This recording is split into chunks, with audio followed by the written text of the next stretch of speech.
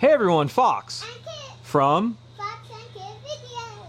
Fox and Kit Woodworks, and we're bringing you a new tips and tricks of this week, and we're going to be continuing our talk about studs and stud finders. Now, I know last week I talked about how stud finders can help you find the studs, and they're 16 inches on center. You can use a magnet and a bunch of other things, but I really didn't go over how stud finders really work and what they're designed to do. Stud finders aren't really stud finders. What they are density finders. They're preset to be able to find a certain density or object behind another object so that it can tell you where likely a stud is. Now, it's not always going to be a stud that you'll find. It could be a pipe, or it could be, I don't know, let's say some electrical. Luckily, a lot of the newer ones have an electrical detection module on it, or electromagnetic field detectors, assuming what it would be, and it'll let you know if there's wiring in the area, but they're not always that accurate.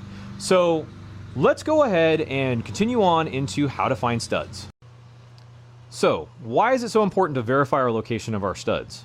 Well, there's lots of different things in our walls. They're not just wood, insulation, and sheetrock. There's wiring, metal and plastic piping that carry water and gas into the house.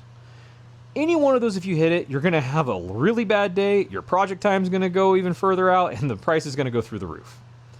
So, what is my best tip and trick for you to be able to find your studs?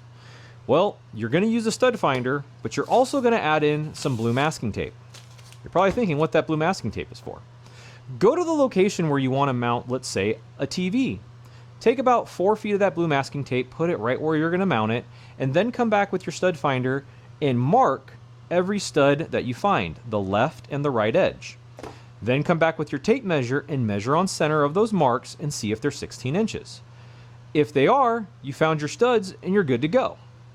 Now, an additional tip on that is don't get too overzealous DIYer in you, because if you got a hammer drill with a drill bit and you start pushing really hard on it to try to get this done quickly, if there's a protective piece of metal to protect maybe a pipe going through that stud, you're going to have a bad day. So take your time, be slow and patient about it, do it right, and that way you don't cause yourself more trouble down the road. Please stay tuned for a second tips and tricks this week where I'm answering one of your questions in the comments. Stay safe. Have a great day.